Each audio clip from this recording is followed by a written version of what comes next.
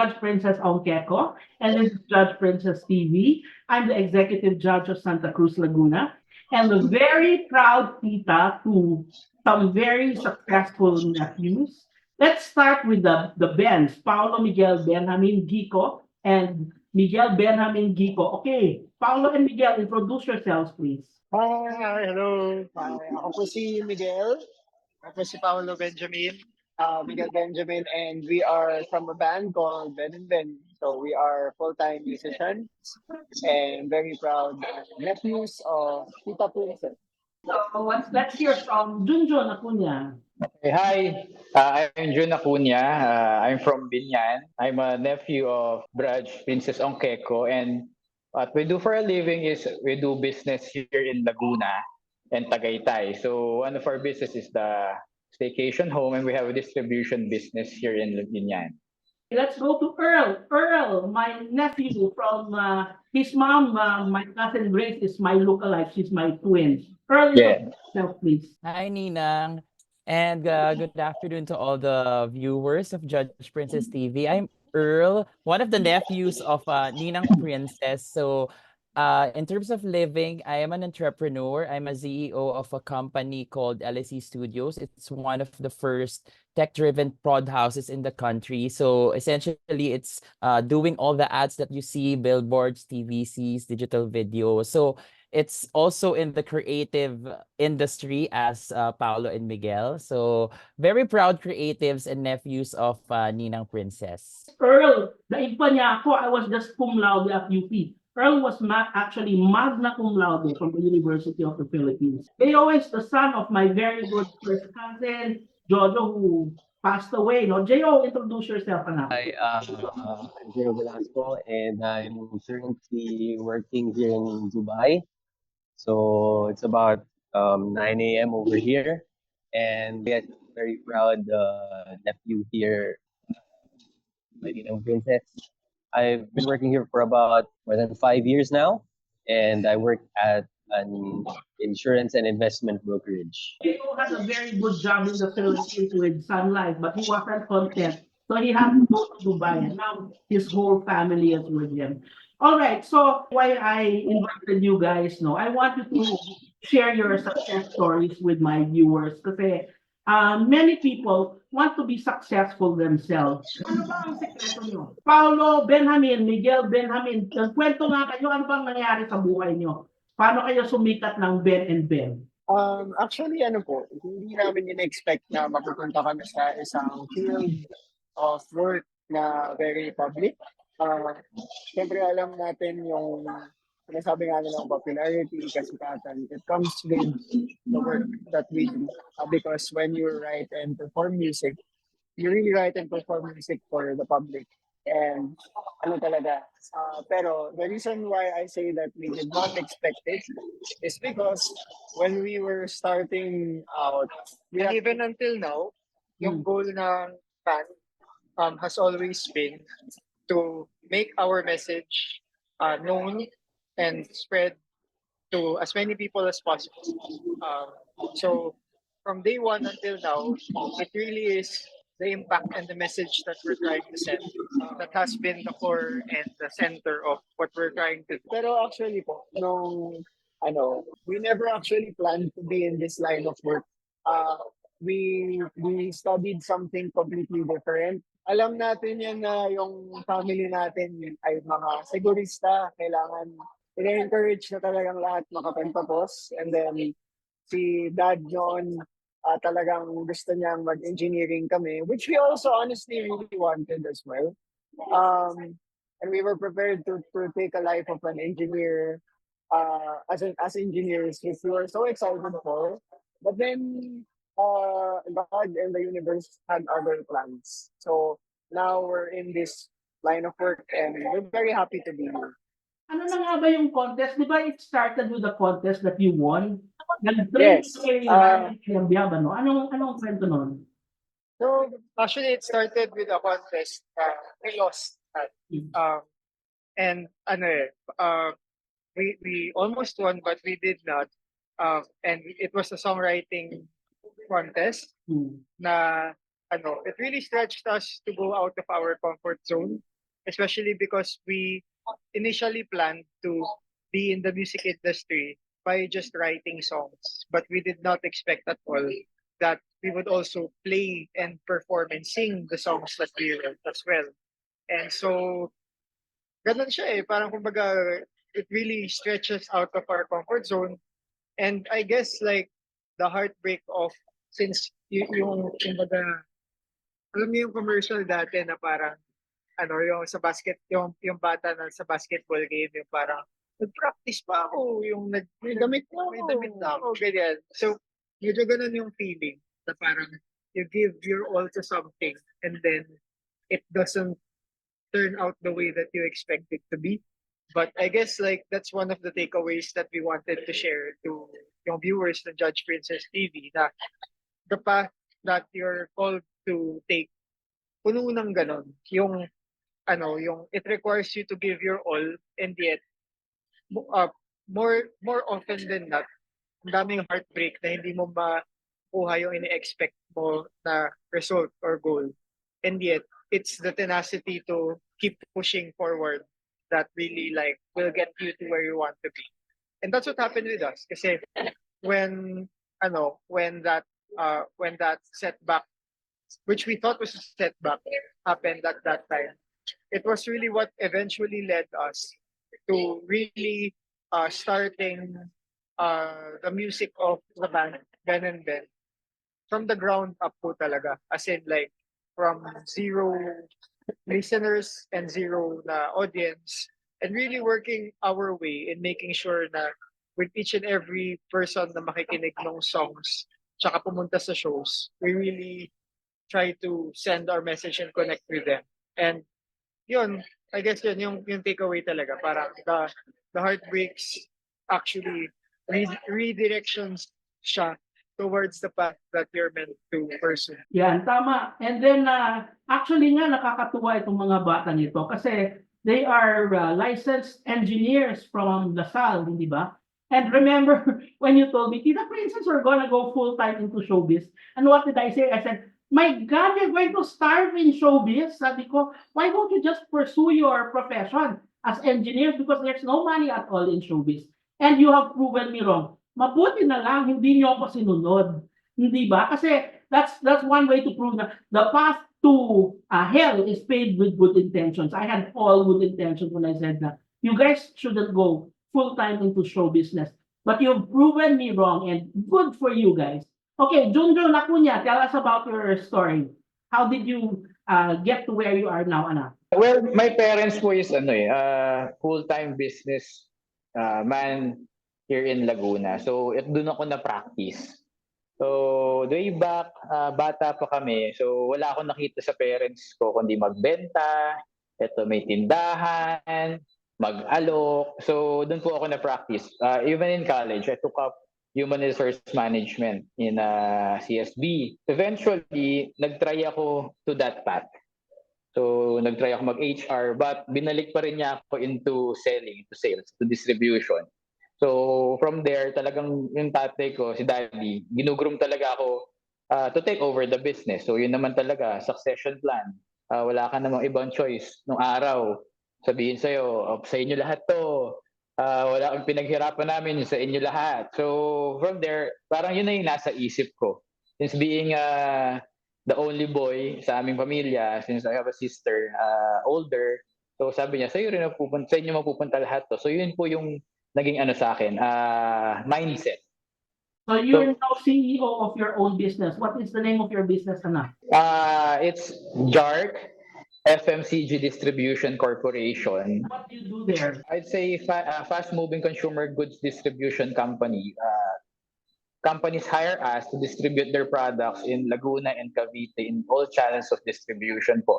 Our customers are sari-sari store, grocery, supermarkets, even po yung mga maliit na stores, schools, canteens, and hotels, restaurants. So yun po. Like for example, yung condiments. So they hire us to distribute into the area. They give us margin, so that's where we get our profit from there. Then we have agents. a staycation rental business in Tagaytay, correct? Yes. So we venture to a new type of business, which is the vacation home rental. So from there, it's a old family home that we converted into a staycation home. So far, uh, I'm proud that I was able to hit my target. Personal target ko po na sinet, well, ako lang naman yung mag-manage yun with team kasi maliit lang eh. So we wanted for a smaller, less stress na type of business. So that's why nag-try kami. So once na gumanda, well, we're planning to expand po. So yun, so far, yung mga targets sa sinet ko, nakukuha ko naman po. Go to Earl Gicor. Okay, this is the son of my Ate Grace, my twin sister. Earl, tell us about your success story. Yung ano kasi nangyari dyan, Ninang, I was born kasi dahil nga si mommy, parang she's jumping from one work to the other. So, actually, naikot ko lahat from Kuya Jun. I had moments with Kuya Jun and Bingyan, sila J.O., sila Paolo at Miguel being my first cousins. Naikot ko lahat, but I think majority of my life, I lived with you. 'Di ba? Parang growing up, I really idolized and look up to you, no, Judge Princess, in terms of I want to go to UP in college. I want to pursue a law degree. Actually, so when I got in UP, para sabi ko, gusto ko mag-law school, pero law school requires me to pursue another 4 years of my life, and I need to work already kasi nga parang I don't want mom to work already. So I went to GMA, parang nag-audition lang. Actually, it was a hosting job supposedly. But because of my resume, I graduated in UP with all the honors. They absorbed me, no? So from there, I worked as a journalist for 10 years, but with no benefits. And sa akin, growing up nga with nothing, parang that was a privilege already for me na okay lang, at least kumikita ako ng malaki, nakakapag-provide ako. I didn't see that I need to protect the benefit. Until on my 10th year, I realized na meron pa akong ibubuga outside of GMA. So I moved to advertising, and then when I moved to advertising, there parang my superiors and supervisors saw the potential talaga that I can really grow and establish a business with them as partners, tapos with me as CEO. So parang I think it also, parang I think part of me, hindi lang siya skills eh. It's also, there's luck also and there's hard work, no? Na kailangan talaga kung ano yung gusto mo. Na parang I agree with Pau and Mig earlier that life will really take you places, and sometimes it's not the result or the output or the outcome that you plan to. Pero talagang what I learned in this life is really kailangan mong sumabay talaga, but you have to believe in your heart that you know that wherever God puts you, you can really shine. Parang ganon. I remember you were a CEO when they got you in the company. You had a lower position. How did you rise from the ranks to become CEO? So when I started, it was an advertising agency. And advertising agency, para dun sa mga nanonood, ito yung mga nag-iisip ng mga taglines, creative ideas of a campaign. When they hired me as the first producer. So ang gagawin ng producer is to really execute all of the ideas and bring it to life. So sino bang director, paano ba i-shoot, ano bang mangyayari, etc.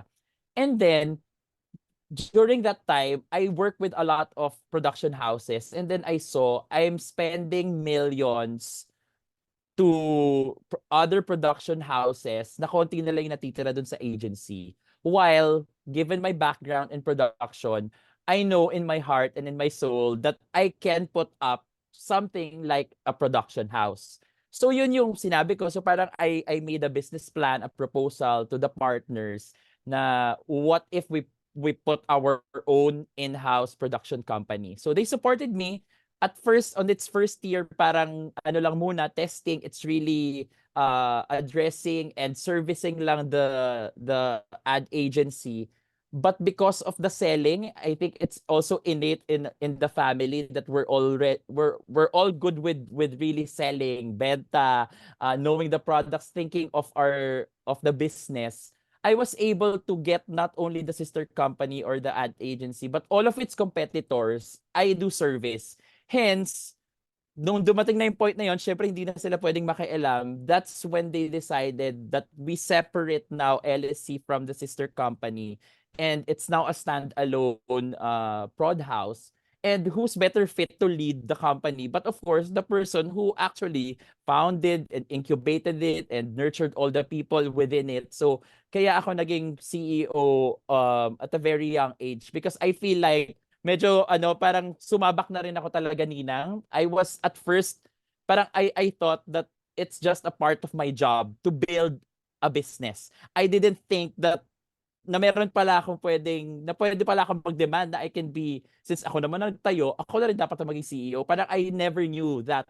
No, parang it was really given to me, and I was blessed because of that. Parang they were instruments to where I'm at because they saw the potential and the skills talaga. Parang mahirap makahanap ng mga tao na bigla kang pagkakatiwalaan to really run a business. It's so hard. Parang I agree with Kuya Jun na sometimes yung mga business naman talaga yan galing sa family, and then ikaw yung magtutuloy ng legacy. One. Two, you start building on your own talaga. Pero for people who will really support you and vouch you and really trust you 100% to run the business, it's something. So parang it's an opportunity that I didn't really let go of na. Parang kinatch ko na siya kagad. Okay, punta tayo kay J.O. J.O., anong storya mo, anak? I-share mo naman yung storya mo. Ako naman, Ninang, I think I took the corporate path. From graduating also from LaSalle, we're expected that when we graduate college, you get to a job in the corporate world. And that's what I did. Because that's how my parents naman raised me. They were both working sa corporate world in the pharmaceutical industry, and then my dad was also in the textile industry. So it was kind of a given scenario na rin for me and my siblings na magko-corporate din kami eventually. So our parents sent us to very good schools to establish yung foundation. You were high school from Ateneo, in Ateneo, and Yeah, sa LaSalle, di ba? yeah. Yes, grade school and high school in Ateneo. And then for college, I chose to go to LaSalle. And then the unusual path lang that I took was eventually in 2015, in one of my vacations, I went to Dubai with my former girlfriend back then, now my wife, si Princess. By the way, while we're shooting here in the Philippines, I stole J.O. So he's coming in from Dubai. When we went here for vacation in 2015, I told myself that it's such a great place and I want to work there someday. And that was when I was still working with Sun Life as a regional sales manager. And then in 2018, when I finally resigned, I told myself, why not take that path if I feel like that's where it leads me? Though it's kind of unusual to become an OFW. I am proud that I am an OFW. Quite different from all my siblings there in the Philippines and my cousins there in the Philippines. Pero it's proven to be a quite good situation for me over here. Insurance brokerage firm. So we have clients all over the world. They want to invest and get insurance from the different institutions globally. Yun, Nina, I'm very happy that my situation over here turned out really well, and I have my family over here now. I even get to see the boys, Paolo and Miguel, play concerts here. Earl also has been here. Kuya Jun has also been here. So hopefully I see you one day here, Denina. And the beautiful thing about J.O. is that he has gotten his family.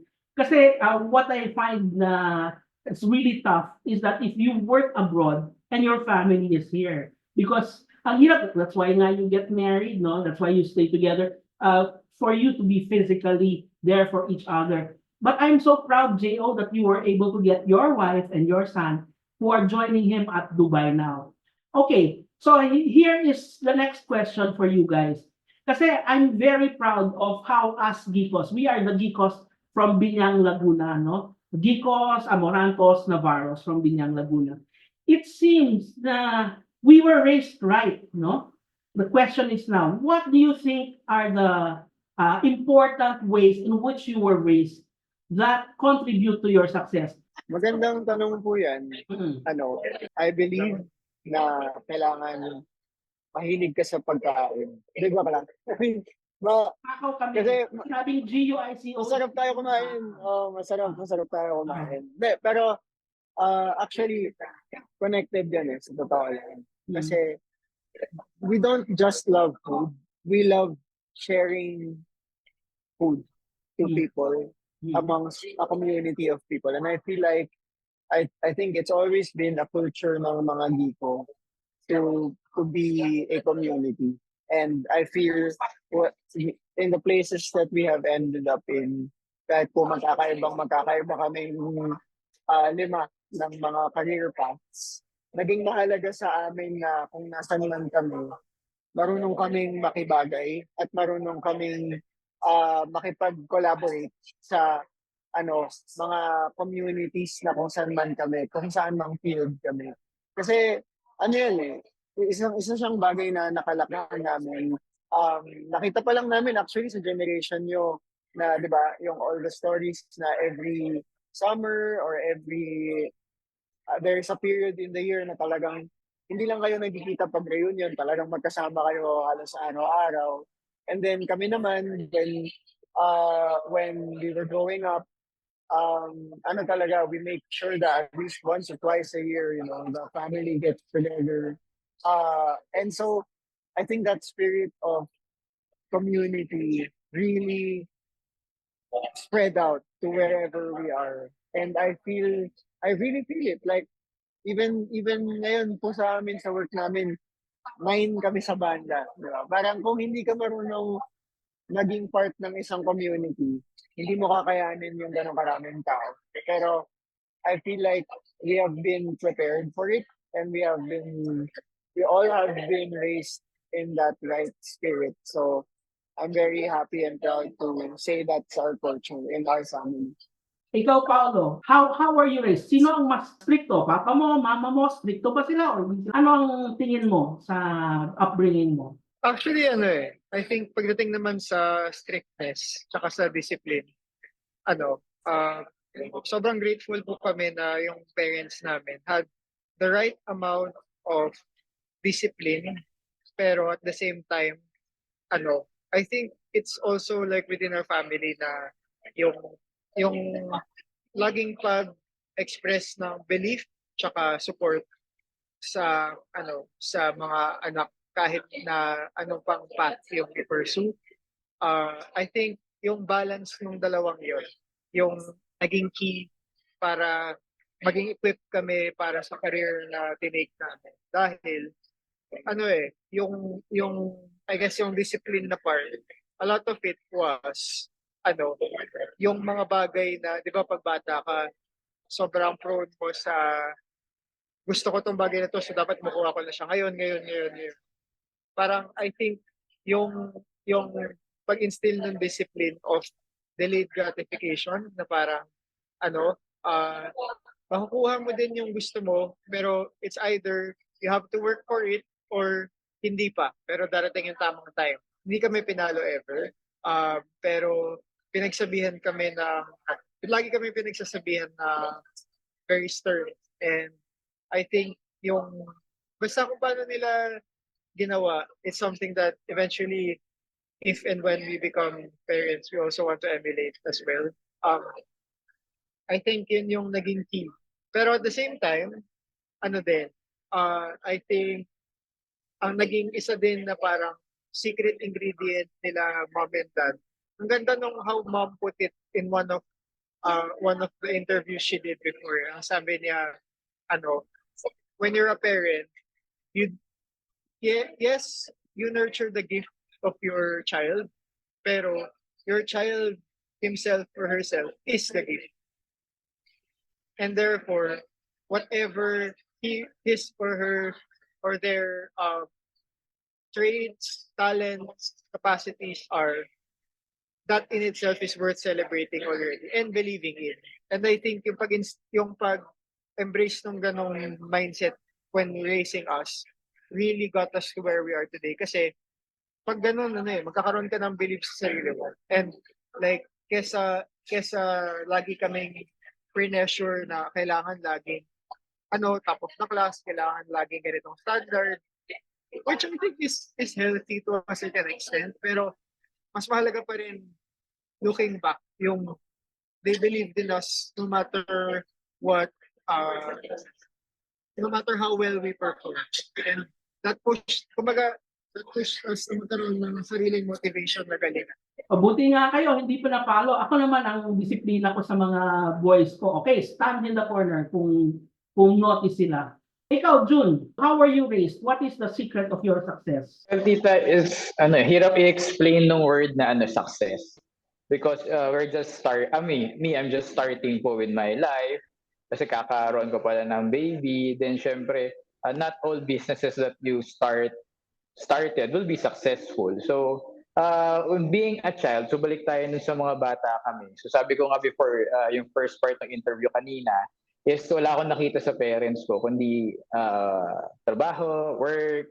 So, ako po, yung honest na nung lumalaki ako, yung support when it comes to tulad na sinabi ni Paolo and Miguel before, the support when it comes to kung ano yung gusto mo, like before, like sports, medyo may pinipigilan ako before to do that. Binabalik nila ako ulit, o diyan ka sa tindahan, magtinda ka.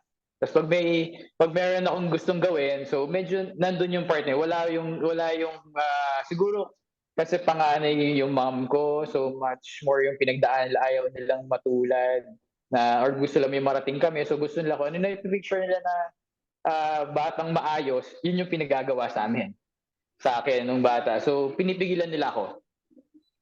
Well, na-appreciate ko siya ngayon, moving forward, na-appreciate ko siya ngayon kasi yun pala yung sinasabi mo na consistency. So you need to be consistent to what you are doing para at least ma-perfect mo siya, na may gawa mo ng tama. So yun pala yun. So natutunan ko na ngayon, may delayed gratification pala. Ngayon ko nagagawa yung lahat ng gusto kong gawin kasi nga naturuan nila ako mag-business, mag-manage. So yun pala yun. So doon ko nakita yung essence. And the discipline din na nakuha ko nung nag-army training ako. So that's one big part to lead also our people and employees po in life. So sabi ko nga, my cousins and me, comparing to us, sabi ko, ako wala akong professional na tinapos, wala akong skills. Like for example, in music, in medical. So ito talaga, sabi ko, ito yung path ko. So ito yung pagyayamanin ko, which is what's in store for us. Yun ang explanation ko to what I am doing now. Kasi walang turning back dito. Unlike, hindi ako pwede mag-doktor pa ulit. Mag-aral, hindi ako pwede mag-nurse. So ito na to, game na. Parang gano'n, di ba? Jun is the anak of my Ate Edith who passed away early. Sometimes you are forced talaga into a position. Katulad ako, maaga din akong ulila, no? So in my case, it was both my parents. Pero sometimes when you have a loss like that, it forces you na, I have to do better kasi wala na si mommy, wala na si daddy, gano'n, no? I was born in a life with little to no privilege, as among all the siblings also of my mom. Mom was the only one who wasn't able to finish college at that time. Kasi parang bunso, so, and parang tama yung sinabi ni Miguel kanina that our family talaga is very sigurista. They want to ensure great education for all of us. But siguro because my mom was the bunso, ang feeling ko, medyo naging maluwag yung lolo and lola to my mom. Hence, she wasn't able to really push through and finish college. So, and back then, as we know naman, nung mga early 1980s, 70s, we all know that it's really a great education. Even until now naman but not at all naman at times, no? Pero it's really like, going to a prestigious university, finishing a degree, finishing it with honors, etc. That's really the standard for you to get a great job and land in the career that you dream of. Saka ang gusto ko kay Earl, hirap na hirap yung mom niya kasi he comes from a single mother, no? So magkahiwalay na yung parents niya. Unlike the others na talagang buo yung family, si Earl had a single mom who was juggling everything by herself. But in spite of that, in spite of all the problema, now Earl is CEO of his own corporation and he lives in a beautiful condominium that he himself bought with his own funds with no help from anyone. O si J.O., anong kwento mo anak? J.O. Ako naman ninang my parents instilled with me the right values, the right foundation. My dad was my dad was the coolest, but he was also responsible. And then my mom taught us the value of discipline. All those things, I feel like it's not really a secret, but you see it in them also. So growing up, because you see their hard work and the ethic that they have pagdating sa trabaho, work ethic nila, magagaya mo rin siya somehow. May isip at maalala mo siya kung paano nila ginawa before. So that's what led me here then in this path. And ano naman, so far it's been paying off. Kasi I'm really sure, and even though my dad is here anymore in this world, I'm sure he's happy for me and where I am right now. They were really lax. They make you make your own mistakes kasi they know that you will learn from those. So what's good about my parents is that the way they raise us is they're always there to guide us every step of the way. Whether we make good or bad decisions in life. Kasi one way or another, that's gonna happen. You will make mistakes, you will fall, but the important thing is how you get back up and how you're guided by the right principles and values na yun na in-instill nila. Good friend of mine, he was consistent valedictorian growing up. And his dad was very close to me because his dad, we were only a few months apart. But Jojo died when he was 49 years old. So what's this? That was something really sad for the family. But as I said, sometimes you have to be better than you are when you have losses like this, no? Because it propels you.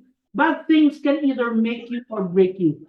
In J.O.'s case, I think it made him even stronger that his dad passed away at such a young age because he saw that he has sisters, no? You're the only boy in your family. So J.O. had to be the padre de familia when his daddy passed away. Okay, closing remarks. Ben and Ben, tell us, what are your closing remarks before we wind up? Gusto ko lang magpasalamat sa family natin. Unang-una dito sa mga pinsan namin na nandito. At one point in our lives, sa Binyan, madalas kami doon. Sa Dubai, pag napupunta kami kila Kuya J.O., sa mga usap natin. And of course, si Kuya Earl, talagang madami na kami napagdaanan yan. Sa family, pati sa work din, kasi nagkaroon din kami ng chance to work with each other. So, Para sa mga viewers, yung mga solid at epic na mga videos ng band. So like yung mga sa susunod na habang buhay na video ni Katnil, sila Kuya Earl yun, yung team behind all of that. So sobrang grateful kami sa kay Kuya Earl and sa LSE. And yung gusto lang namin sabihin as like a closing thing is always value your family. It doesn't have to mean na like lagi kayong nakikita. Like alam namin na like sa schedules natin lahat, hindi tayo ganun kadalas makita these days. Pero I think family is something that you should regardless always hold close to your heart because during the times that you really need someone to be there, they will be there, and you should be there for them as well. And that doesn't just go for the people here in this room, but for all our family. Thank you rin ng Tita Princess kasi kita niyo sa likod niyo may piano tsaka may gitara. Yan yung isa sa mga earliest exposure din namin sa music ng mga reunion natin. To conclude, namin ko sinabi pero always value your family. Yan yung last message. Yung Ben and Ben na yan, nag-umpisa yan, kakanta lang pag may patay, pag may wedding, tapos yung Reunion. pag Christmas, nandito kami sa bahay yan, ako magpa-piano, sila Ben and Ben ang mag-gitara, mag-drumming kami, no? Kaya ang saya, tapos we would sing Christmas carols. Iba talaga yung support and love of the family. Junjun, ikaw naman. For us all na nandito, I do believe that meron tayong isang bonus na ibibigay si God for us in life. So with that bonus, kailangan nating galingan, kailangan natin maging consistent kung ano man yung bonus na ibibigay niya sa atin. Kasi parang sa akin, it's a one-shot bonus na ibibigay sa ni Jesus or ni God. So kailangan natin i-accept. So that's what I can say kung ano man yung meron tayo ngayon. And good luck to every one of us. I'm also very proud na naging part ako ng Gico family, na ito yung mga cousins ko na nagmo-motivate din and for everyday life. Yung narating sa buhay, yung ano yan magiging neutral lahat. So yun yung gusto ko eh. Hindi siya yung parang pataasan lang nung narating. So yun ang nagiging proud ako for our family. Yun yung nagiging mas masayang family bonding every year. And I'm just happy na I'm part of the Bico family. Yeah, tulad ng sabi nga ni Junjun, sa pamilya namin, God first. It is very important that you have a firm belief in the Lord Jesus Christ. Earl, ikaw naman.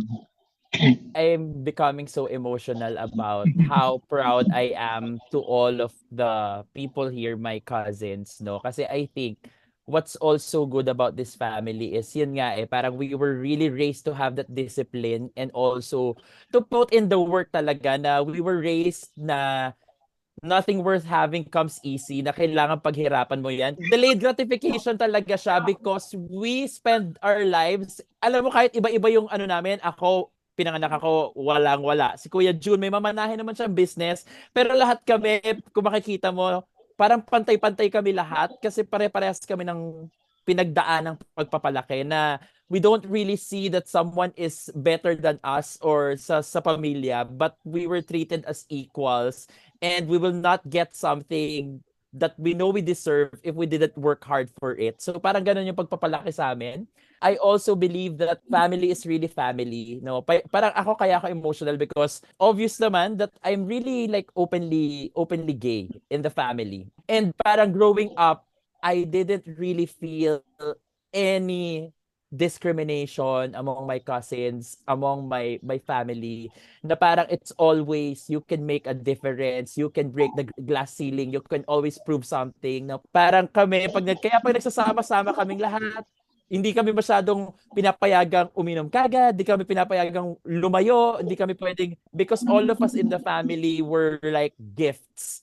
Parang we didn't feel that we are better or greater, but at the end of the day, lagi kami magtutulungan sa isa't isa, no? Na parang it's always parang kahit anong mangyari, the family is always there and they will not really judge you. You can fail, but they will help you and you will guide you to fail forward, you know. Si Ninang yung sobra talagang hardcore. Bakit magbabanda si Paolo at Miguel? Bakit di na mag-engineer? But she never did do something in her powers to not support that. Parang go. As long as you know what's right, as long as parang you'll grow there, parang we will support you. Parang gano'n yung naging beauty ng family na you can choose the path, 'di ba, to whichever you plan to be. But when tough times call, know that we are always here. Parang gano'n. Yun yung biggest lesson, no? That's why I'm so proud to where my cousins and where the family is, no? Thank you, Earl. Yeah. Well, let's go naman to J.O. J.O., live from Dubai. Sa akin naman, Ninang, it's more of being raised for success is quite relative for each individual, for each family. Iba-iba yung definition ng bawat tao. Kung ano nga ba yung But I really think and agree with my cousins here na having the right values yung tinuro sa atin kung kami maliliit pa will definitely show kapag lumaki na kayo. So, yung foundations na tinuro sa amin, hard work, nandyan lahat yan. Naipakita sa amin lahat yun. And it's really up to us kung anong gagawin namin with those things na itinuro sa amin. And I believe na so far, sa nakikita ko naman sa family, we're all going on the right direction. Kasi uh, yung mga magulang namin, nandyan pa rin naman to guide us. Though some of us may have parents who passed away already. Our ninangs, ninongs, titos, titas are always there para mag-support sa amin. Like ako, for example, I even ask for advice sa kay Ninong Benny, the dad of Paulo and Miguel. Even though he's far away, I often get in touch with him for advice kasi he knows how to be a dad. He's already been there. So, ako din, being a new parent of my 2-year-old daughter, I also need guidance kung paano rin maging isang ama, paano maging isang asawa. So, the support, tulad din ng sinabi ni Earl, is always there para sa atin. Whether you make a mistake or not, you do a good job or not, the family will always have your backs. Kaya very proud ako and happy because yun din sabi ko Jun, parang lagi tayong parang bata ulit and masaya kapag ka nagkikita-kita. Kasi at the end of the day, maybe that definition of success really involves being happy at the end of the day. Are you happy with what you've done with your life? And I feel like all of us here in this room and probably the ones na video can relate to that. Kasi kahit ano pang ginagawa nila sa buhay, the question is, are they happy with them? Yun yung sa akin. Thank you. Ang galing ng mga pamangkin ko. You know guys, no success in the workplace can ever take the place of failure at home. So I'm very glad that you have accepted my invitation. I'm very thankful na you have decided to say yes to Tita Princess. Napaka-importante talaga guys ng nagmamahalan sa pamilya. You know, as a judge, sometimes I'm there in a situation kasi we are trained mediators and we have judicial dispute resolution. One of the saddest things that I see is when families don't get along. Kaya in the law, there's such a thing na if it's a suit between members of the same family, we dismiss the case kung walang earnest efforts toward mediation. But I'm very happy and anak na to see all of you very successful the way you are. Sometimes you have to go through hardships talaga. But there is a sort of discipline that has to take place. I remember when I was younger, siguro mga 8 years old, I had won some contests in school and mom would tell me, oh sige, you declaim in front of your tita me, you declaim in front of your titos and your titas. And nahihiya ako.